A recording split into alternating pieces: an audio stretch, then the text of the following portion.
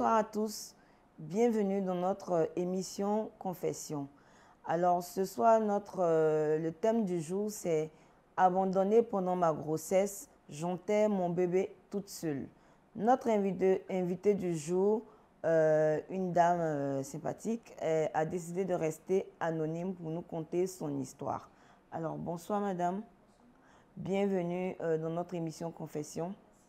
D'accord, notre invité va nous raconter son histoire et on souhaiterait avoir vos réactions sous cette vidéo, sous cette émission. On souhaiterait avoir vos réactions et si possible, s'il y a une aide, si des gens souhaiteraient aider la dame, toutes sortes d'aides seraient les bienvenues. Bonsoir madame, bienvenue sur notre plateau.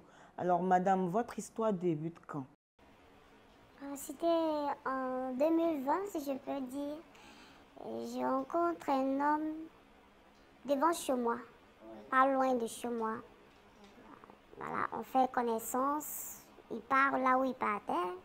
Une autre fois, il m'invite et bon, voilà que ça a été comme on le dit, le coup de foudre. Nous sommes allés ensemble et on a commencé la relation au bout de 4 mois, je peux dire 4 mois de relation, et je tombe enceinte. Alors, et il m'a demandé, ok, pas de souci, on va garder la grossesse.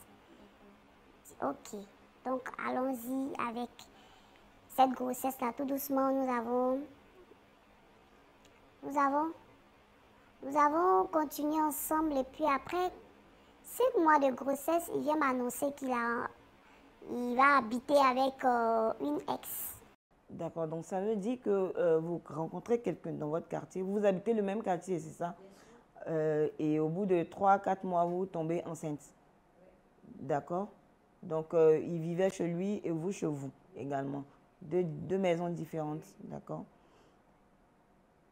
Alors, il vient m'annoncer du coup, à 5 mois de grossesse, il venait. Avant de venir m'annoncer, je ne peux pas dire qu'il ne faisait rien. Il venait s'occuper, il me donnait l'argent pour aller à l'hôpital. Ça veut dire que la relation se passait correctement bien sans Oui, embrouille. sans embrouille. Et il est venu m'annoncer ça. Quand il est venu m'annoncer qu'il est avec quelqu'un, il va habiter avec lui. C'est comme ça qu'il m'a dit. Quelqu'un va venir habiter avec lui, son ex. Il dit, Pendant que vous ne viviez pas avec lui. je ne vivais pas avec lui. Et vous étiez enceinte. Oui. Est-ce que vos différents parents se connaissaient? Non, ils ne se connaissent pas. D'accord. Voilà. Mes parents, ils sont à l'intérieur du pays. Lui, je crois que ses parents sont ici, mais ils ne sont pas dans la même commune. D'accord. Voilà. Alors, quand il est venu m'annoncer, j'ai dit, mais moi, je fais comment? Je fais comment quand tu viens m'annoncer une telle nouvelle pendant que je suis enceinte? Il dit, non, je ne t'ai pas laissé.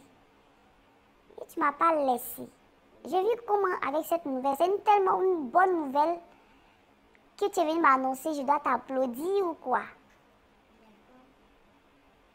Non, il faut laisser. C'est pas pour te laisser, je ne te laisse pas. Je vais prendre mes responsabilités. Le jour où il a fini de parler, je ne peux pas le retenir, je ne peux pas, je suis enceinte, je ne peux rien faire. J'étais impuissante, je l'ai laissé partir tranquillement. Je suis restée dans mon coin.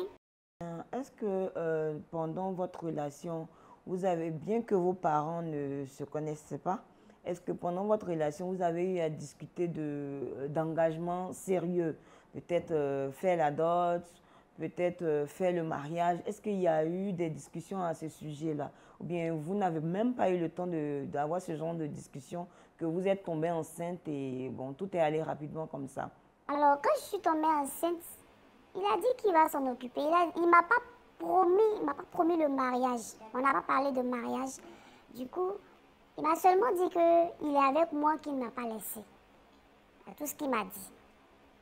J'ai dit, ok, je n'ai pas parlé. J'aime pas tellement divulguer mes problèmes aux gens, aux voisins et tout.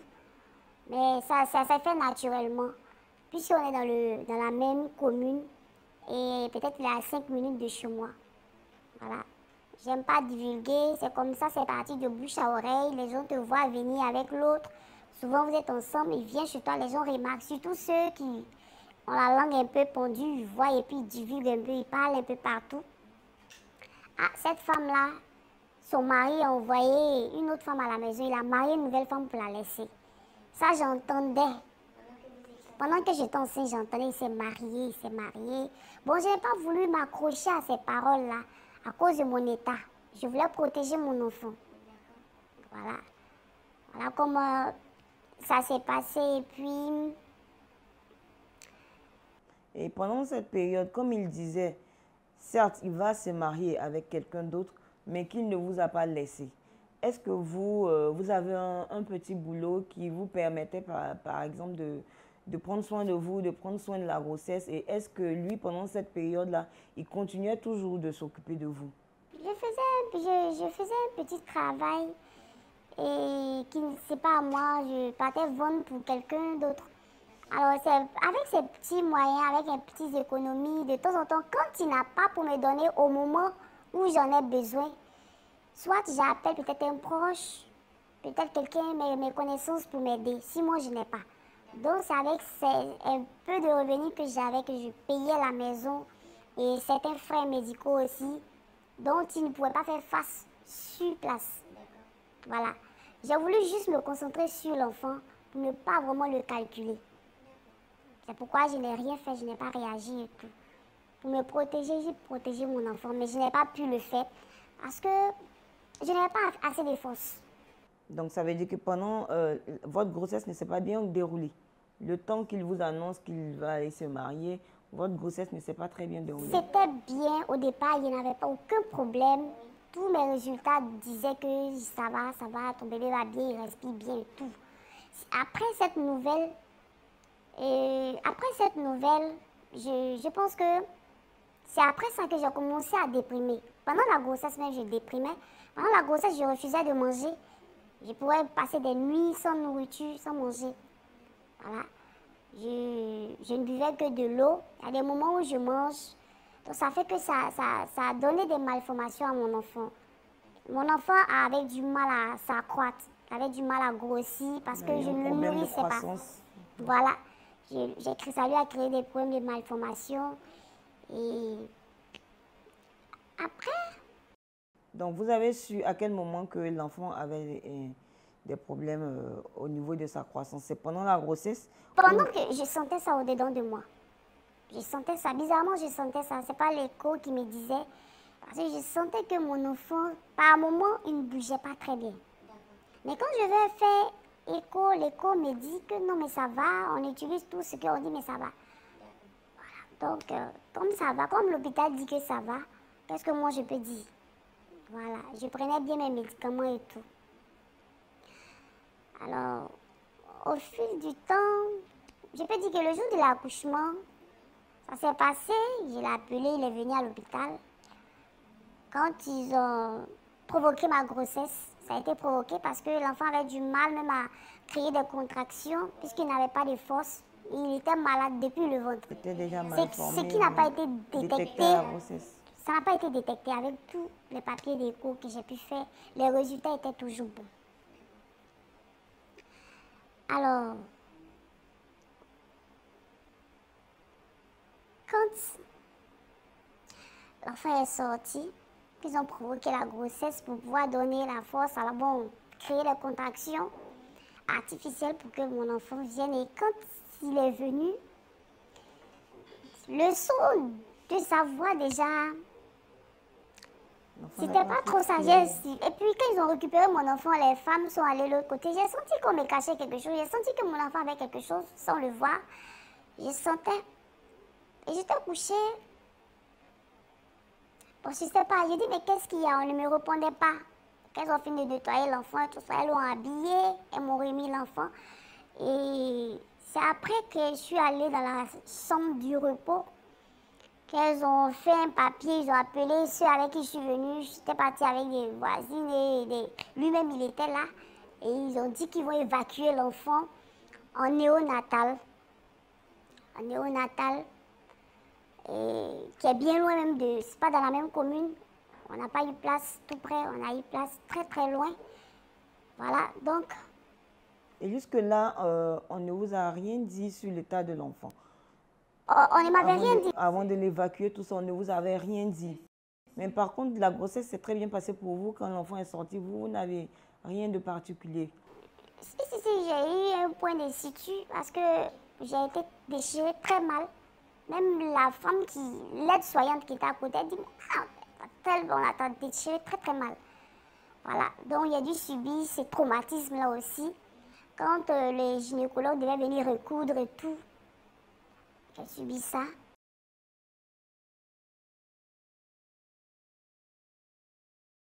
Calmez-vous, respirez, il n'y a pas de problème. Prenez votre temps pour pouvoir expliquer. Respirez un bon coup. Est-ce que je peux avoir un mouchoir, s'il vous plaît, pour elle? Non, ça peut aller. Ça peut aller? Ça peut aller? Ça peut aller. Ok, d'accord. Alors, quand nous sommes allés, j'étais là, ils viennent m'annoncer, on m'a donné le bébé. Ton bébé est malade, on va l'envoyer. J'ai dit, mais mon bébé n'a rien. Qu'est-ce qu'il a? Non, il respire mal. C'est les médecins qui ont dit, non, laisse, faut pas penser qu'il y a quelque chose. Donc, essayez de me consoler un peu, il n'a rien et tout. J'ai dit, ok. Voilà qu'on envoie mon bébé en déo. Là-bas, puisque ma mère voulait que je parte à l'intérieur du pays, accoucher là-bas. J'ai dit non. Pourquoi? Parce que je veux lui faire porter les responsabilités là. Que ce soit fait en sa présence. Il ne voulait pas partir et puis c'est à distance, on va gérer la situation. Voilà. Bon, c'est parce que tu t'es déplacé pour aller que l'enfant a eu ça. C'est à cause de tout ça que je suis restée. Il dit, il va assumer la responsabilité. Ça va se passer devant lui. Voilà. Parce que j'ai voulu même porter plainte. J'ai dit non. C'est mon enfant, je ne vais pas vraiment créer ça. Pendant que j'étais enceinte, j'ai voulu porter plainte, tout ça à la gendarmerie, aux affaires sociales. Mais il a laissé tomber. J'ai dit, je ne vais pas créer tous ces scandales autour de mon enfant parce que c'est vrai que je n'ai pas voulu tomber enceinte. Mais quand je l'ai reçu, je le voulais vraiment. Je voulais vraiment mon enfant. J'ai acheté tout ce qu'il fallait pour attendre un enfant. J'ai tout acheté. Tout est là. Il y a des choses que j'ai achetées sans lui demander. Je n'avais pas besoin de ça. Quand je reçois un peu d'argent, j'achète tout ce qu'il faut pour l'enfant. Et l'enfant était là-bas. Des jours après, ils ont essayé de réanimer l'enfant. On le met sur l'oxygène, le brancher de partout avec les tuyaux et tout. Ils ont demandé à faire une radio du cœur de l'enfant. Et ils ont demandé qu'un parent vienne. Lui, il est au travail. Un parent, soit c'est le père ou c'est la mère qui va là-bas. On ne laisse pas les étrangers, les tantis et tout ça, la personne ne rentre. Soit c'est le père ou la mère, ou peut-être la grand-mère, ou les grands-parents de l'enfant qui rentrent là-bas. Personne n'a le droit. Tu ne peux pas appeler un voisin ou bien c'est ma soeur. Non, c'est pas possible. Chez eux, c'est comme ça. Alors, qu'est-ce que je fais? On l'appelle pour lui dire, ah voilà, il faut venir. Moi, je viens à peine d'accoucher. 2 semaines après mon accouchement, je vais dire, l'enfant est là-bas, il respire mal. L'enfant a passé 2 semaines? Oui, 2 semaines. Et le jour que l'enfant allait mourir, c'est ce jour qu'ils ont fait, puisqu'on tente de faire tout. On tente de réanimer l'enfant, ça passe pas. On fait tout avec tous les tuyaux là. D'autres enfants, même leur mère venait les récupérer parce qu'après ils se sont rétablis. Mais cet enfant-là, on essaie de faire tout pour le ramener à la vie, mais ce n'était pas possible. Alors, ils ont demandé une radio du cœur pour voir qu'est-ce qui se passe. Et c'est ce jour-là que mon enfant allait mourir. Ce jour-là que l'enfant allait mourir. Et on appelle le père pour dire, il faut venir, parce qu'on a besoin de quelqu'un pour lui dire, voilà le résultat. On a fait des examens, on veut vous donner le résultat, ce ne serait pas au téléphone. Il faut que quelqu'un vienne. Non, il allait travailler loin là-bas, il a donné une position. Là, j'ai vu qu'il était en train de fuir ses responsabilités. Et pendant tout ce temps-là, qui payait les frais médicaux? Les frais, ils ont donné une caution. Il a déposé une caution. Avant de prendre l'enfant, ils ont déposé une caution. Voilà. Ils ont déposé une caution, mais la caution est déposée, mais au fur, chaque jour, il y a des soins. Il y a des choses à acheter, il y a le lait, il y a tout. Il y a les ordonnances aussi. Et puis la radio aussi, tout. Et quand on l'a appelé, il a dit qu'il n'était pas disponible. Bon, il m'appelle, il dit, mais voilà, on dit de faire ceci, cela. Dieu merci, je suis encore vivante. Alors je décide de partir écouter. Parce que c'est mon enfant. C'est mon enfant qui est couché là-bas. Le résultat, ils vont donner au père ou à la mère. Il faut que je fasse un effort pour partir. Voilà que je prends un véhicule, je me rends là-bas. Arrivé, on m'appelle, la pédiatre m'appelle, elle me dit, ah, madame, j'ai tout fait depuis que ton enfant est là. Vraiment, j'ai fait tout, ça ne va pas. C'est pourquoi j'ai demandé à faire une radio du cœur. Donc les résultats sont là. C'est comme le cœur de ton enfant a grossi. Il y a une malformation au niveau du cœur. Le cœur a grossi, c'est pourquoi l'enfant respire mal. Et j'aimerais que vous trouviez, si vous avez un peu d'argent, pour l'évacuer encore en cardiologie. J'ai compris qu'elle ne voulait pas me dire la vérité. Bizarrement, j'ai vite compris. Parce que ce jour-là, avant qu'elle m'annonce, elle me dit, viens voir ton enfant. Je suis rentrée pour regarder mon enfant. La respiration que j'avais vue quelques jours en avant, et ce jour, ça faisait la deuxième fois que je rendais visite à mon enfant. Et la deuxième fois, là j'ai vu que la respiration n'était pas ça. Je suis sortie presque en pleurs. Elle m'a dit non, comme ça, on peut aller voir une cardiologie et tout ça. Elle m'a fait tourner pour pouvoir... Vraiment, je ne sais pas, elle savait que peut-être que mon enfant n'allait pas s'en sortir, mais pour me le dire, c'était compliqué. Alors, qu'est-ce qu'elle me dit? On va appeler dans les endroits pour voir s'il y a la place pour vous. Et on va essayer de négocier pour pouvoir prendre ton enfant pour voir qu'est-ce qu'on peut faire pour lui. J'ai dit OK. Et dans tout ce temps qui s'écoulait là, c'est mon enfant qui mourait comme ça devant moi. Voilà.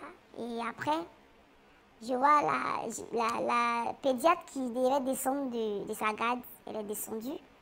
Et ceux qui allaient remonter, ceux qui allaient revenir prendre le relais, j'étais assise dehors, j'attendais, j'appelle de partout, voilà mon problème, j'expliquais le problème à tout le monde pour dire, voilà, ce qu'on peut faire, voilà, j'ai tel... Mais bon, ce jour-là, je suis là, il y a une qui vient m'appeler. Et lorsqu'elle est rentrée, elle m'a appelé. Elle m'a dit, madame, venez. J'arrive, je vais à l'intérieur, là où les enfants sont couchés. Elle dit, vraiment, sois forte, voilà, j'ai quelque chose à t'annoncer. Et ne pense pas que tu ne peux plus avoir d'enfants. Elle a commencé à me dire des belles paroles pour ne pas que, voilà, me consoler avant ça. Et j'avais déjà compris que mon enfant n'était plus. Donc ça veut dire qu'ils n'ont pas eu le temps d'évacuer même l'enfant. On n'a même pas eu l'enfant est resté, oui. Je sais que le temps d'évacuer l'enfant et tout, elle savait que c'était plus possible. Elle savait, mais c'est des choses que le médecin ne te dira pas que c'est plus la peine. On te donnera un petit brin d'espoir un peu. Donc, ça avait cet espoir-là que j'étais là, je le savais. Mais quand ça s'est passé, j'étais toute seule ce jour-là encore. Donc, depuis le monsieur, il est parti, il n'est plus revenu. Il n'est pas revenu sur les lieux pour voir comment l'enfant va. Soit disant qu'il est occupé et il n'y a pas quelqu'un pour le remplacer. Celui qui le remplaçait ne sait pas là. Il ne peut pas s'absenter. OK. Donc, c'est comme ça que j'ai pris les choses en main. J'ai dit, moi, je ne vais pas abandonner mon enfant. Je ne vais pas l'abandonner. Je suis allée jusqu'au bout. Voilà. C'est un peu ça. Et quand l'enfant est décédé, on doit enterrer l'enfant. Donc, au fait, la maladie de l'enfant, c'était la maladie du cœur. Oui, il avait un souci au cœur. Oui, son cœur a grossi, quand le résultat l'a dit, son cœur a grossi. Voilà. Et quand son cœur a grossi, je l'ai appelé, je lui ai dit, voici le problème qui est là. Il dit, OK. D'accord, comme ils veulent trouver un endroit, ils n'ont qu'à trouver l'endroit qui veut nous recevoir pour donner des soins à l'enfant. Voilà. Et on va voir ce qu'on peut faire. J'ai dit OK. Du coup, moi, j'appelais des personnes de bonne volonté qui pourraient vraiment m'aider au cas où on pourrait trouver un endroit. Alors, je tombe sur une dame une fois à Trècheville. La femme, c'était au CHU de Trècheville, j'étais allée pour des examens, je crois. Donc, la femme m'a vue en pleurs. Elle m'a demandé, c'est là que j'ai fait la connaissance de la femme. C'est le jour où on vous a annoncé? Non, pas le jour, je veux dire avant. D'accord. Parce qu'elle est venue ce jour, le jour où mon enfant est décédé, elle est venue me trouver. Okay. C'est la seule personne qui était présente, je veux dire. Alors, la dame, quand je l'ai rencontrée, elle m'a vue en pleurs.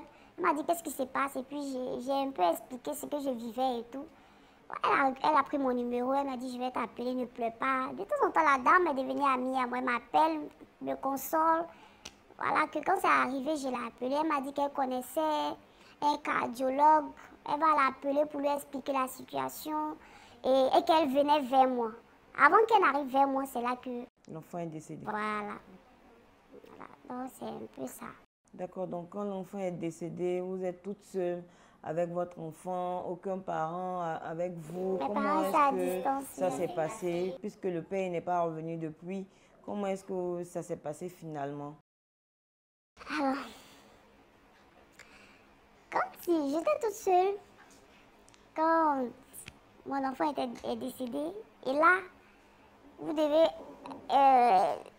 signer une décharge, et puis ce que vous avez là, vous donnez, et puis on vous permet de signer, faire une décharge, et puis venir payer. À chaque fin du mois, vous donnez voilà, la somme Ce que vous devez. Voilà. Donc, vous n'avez pas encore fini de payer tous les frais médicaux. La caution qu'il avait versée était épuisée. Et donc, il fallait d'autres sous pour pouvoir terminer de payer les frais médicaux. D'accord. Donc, je suis allée négocier. Donc, vous avez signé la décharge. J'ai signé la décharge. Je suis allée négocier pour dire que vraiment, je n'ai pas voilà, telle somme qu'on a en avance pour pouvoir prendre le corps pour aller vraiment enterrer mon enfant. Et j'étais là jusqu'à 18, je peux dire je sais pas de quelle heure, de l'après-midi jusqu'à 18h, avant 18h. Voilà, c'est là que j'ai pu vraiment avoir un peu de sous. J'ai donné un peu. Ils ont accepté, vu les conditions dans lesquelles j'étais, et puis j'étais seule à vivre tout ça. Je me dis, il y a eu une compassion il y a eu au niveau de l'hôpital même. Voilà, ils ont pris la somme que j'avais, et puis ils m'ont laissé prendre mon enfant pour aller l'enterrer. Je récupère mon enfant. Bon, avant de récupérer l'enfant, d'abord, j'ai demandé est-ce que sur place, il n'y a pas des gens qui s'occupent des enterrements des bébés et tout ça. On m'a dit que si, ils vont trouver. Le gars qu'ils ont trouvé, lui, il m'a dit qu'il veut telle somme. Je ne sais pas si je peux dire la somme comme ça ici. Il m'a dit qu'il voulait 25 000 pour aller enterrer l'enfant. J'ai dit, mais je n'ai pas d'argent. Tout ce que j'avais, j'ai donné là-bas. Mais est-ce que vous avez appelé le père du bébé au moins? Oui, tout ce qu'il avait là, il m'a envoyé. Ce n'était pas suffisant. Moi aussi, j'ai appelé de mon côté. J'ai mis l'argent ensemble et puis j'ai donné pour pouvoir récupérer l'enfant. Parce qu'il faut donner aussi.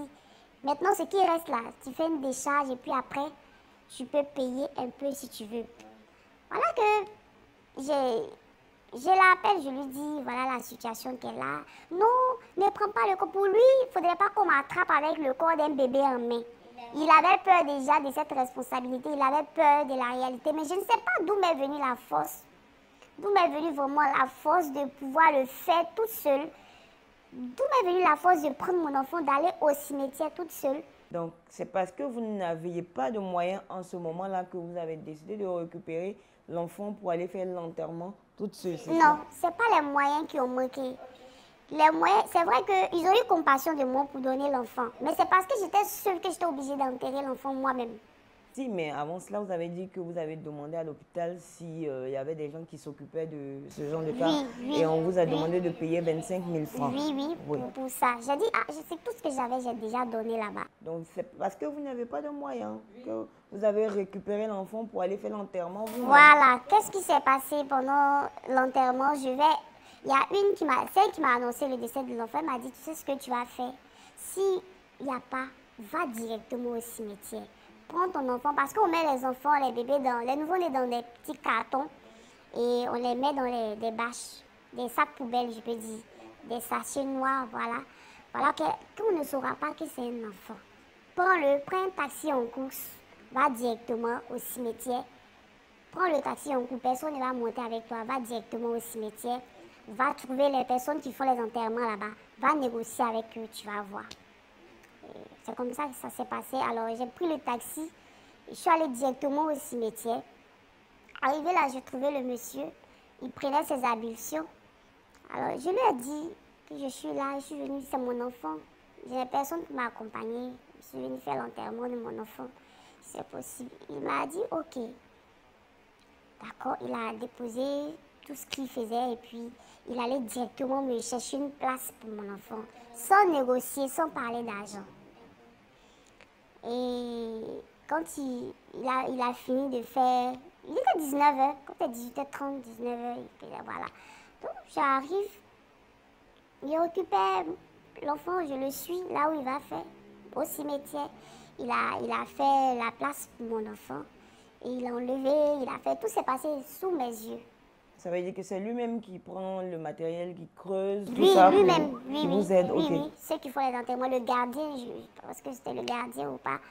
Donc, il a trouvé, il a allé faire tout. Là, devant moi, il a enterré mon enfant. Et c'est là que je donnais d'eau. Parce qu'avant de venir, au moins, il fallait que je garde le transport sur moi. Qu'est-ce que je fais? Il n'y avait que 10 000 francs, je lui ai remis 5 000. Il a dit, ah, comme tu as fait là, vraiment, voici un peu l'argent. Il ne m'a pas parlé des prix avant ni après. C'est moi-même qui lui ai remis l'argent. Puis, c'est comme ça que je rentre à la maison pour aller passer ma nuit blanche. D'accord. Donc, on peut dire que c'est une situation un peu traumatisante. Enterrer son enfant soi-même, c'est une situation qui peut être traumatisante. Comment est-ce que vous avez vécu tout ça après toute cette situation? Ça avait dû vivre avec la grossesse, supporter la grossesse toute seule, après aller à l'hôpital, savoir que votre enfant est cardiaque, quelque temps après il décède, vous faites l'enterrement toute seule. Comment est-ce que vous avez vécu cette situation? Bon, pour moi, elle est traumatisante. Comment est-ce que vous avez vécu ça? Est-ce que vous avez tenu le coup?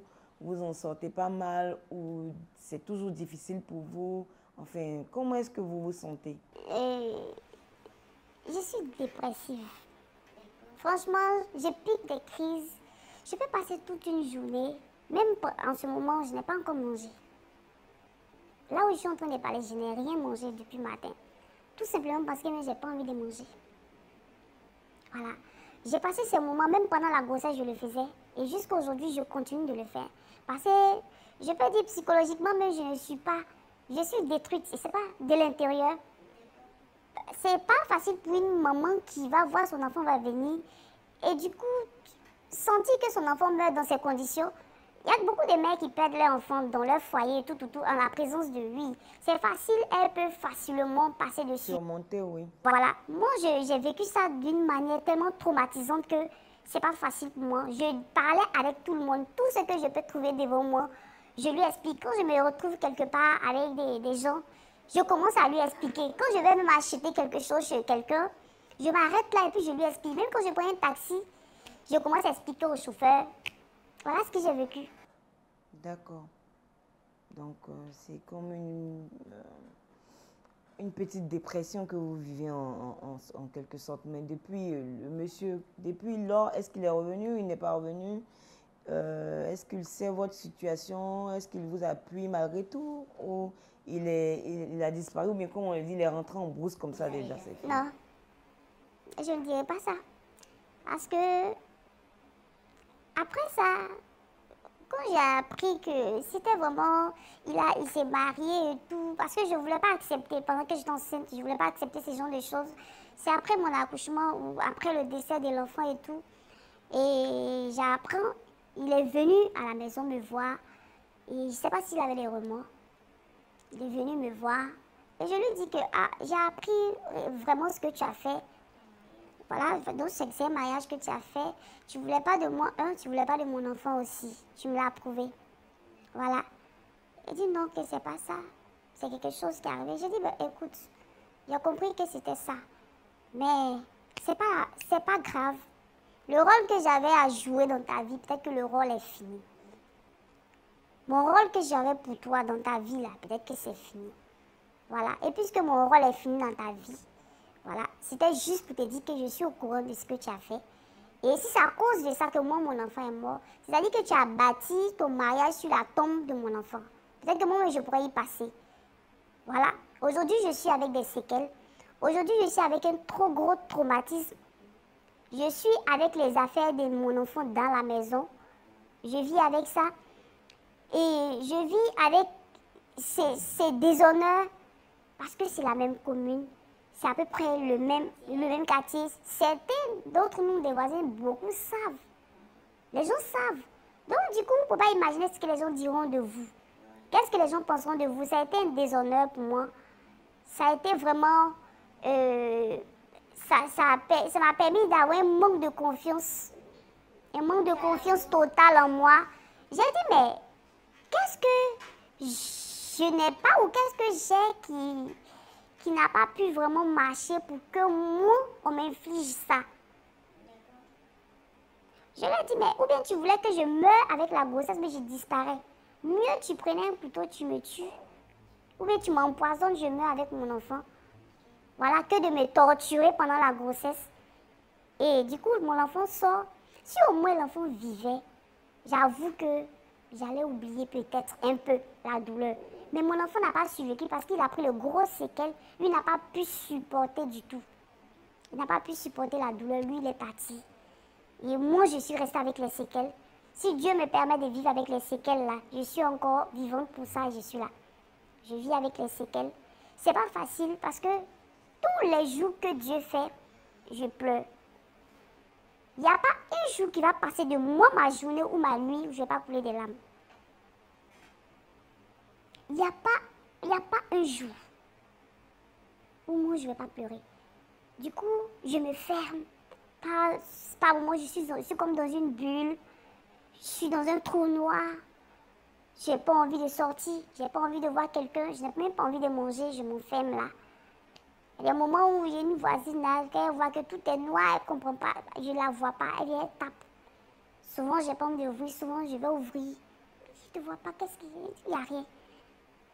Il n'y a rien. Puis j'invente n'importe quoi. Non, je suis en train de faire ceci, je fais cela. Je trouve un mensonge là-bas pour me débarrasser d'elle. Et puis je suis dans la maison. Bon, nous sommes pratiquement à la fin de cette émission. Est-ce que on peut avoir votre mot de fin? Qu'est-ce que vous souhaitez? Un appui, une aide psychologique, que des gens donnent des témoignages s'ils ont déjà vécu, comment, ce genre de situation, comment est-ce qu'ils ont fait pour remonter la pente, comment ils ont fait pour s'en sortir? Votre mot de fin en quelque sorte. Alors, je ne sais pas si je peux avoir de mots de fin parce que moi, je ne peux pas finir de parler. Ça ne peut pas carrément finir, sortir de moi parce que j'ai tellement accumulé trop d'émotions en même temps. Donc, c'est difficile pour moi de dire quelque chose qui... Je ne sais pas. Je sais pas. Peut-être que c'est l'aide de Dieu. Dieu a permis que je sois en vie, que je passe par là et qu'aujourd'hui, je puisse aujourd'hui peut-être me déplacer. Voilà. Donc, je dis merci aux personnes qui m'ont soutenue. Voilà. Je dis merci aussi à Dieu. Et ces personnes qui ont pu sortir de là facilement, je ne sais pas ce qu'elles ont fait. Parce que pour moi, c'est pas du tout facile de sortir de là. C'est pas facile. Chaque jour que Dieu fait, ça me torture. Ça me torture. Voilà. J'aimerais écouter des gens qui ont vécu la même situation, savoir comment est-ce qu'ils ont fait pour remonter la pente. Ça vous intéresse d'être en contact avec des gens qui ont vécu la même situation, par exemple, Oui, pour voir comment ils ont surmonté, comment est-ce qu'ils sont en sortis, voilà. Si. Ça m'intéresse aussi d'entendre aussi ces histoires et puis partager aussi avec tout le monde. Si ça peut m'aider, tant mieux. Voilà. Donc, merci à tous. Ainsi prend fin notre émission. Madame X, ici présente, souhaiterait avoir vos réactions, aussi vos témoignages. Toutes sortes d'aides seraient la bienvenue pour essayer, pour lui remonter le moral ou lui montrer le chemin pour remonter la pente. Parce que comme vous avez écouté, ce n'est pas une histoire facile, elle est traumatisante. Donc, toutes sortes d'aides seraient la bienvenue. Même s'il y a un psychologue quelque part qui voudrait parler avec elle, échanger avec elle pour l'aider à gérer cette situation, toutes sortes d'aides seraient la bienvenue. Donc, ainsi prend fin notre émission et à très bientôt pour un autre numéro de l'émission Confession. Merci.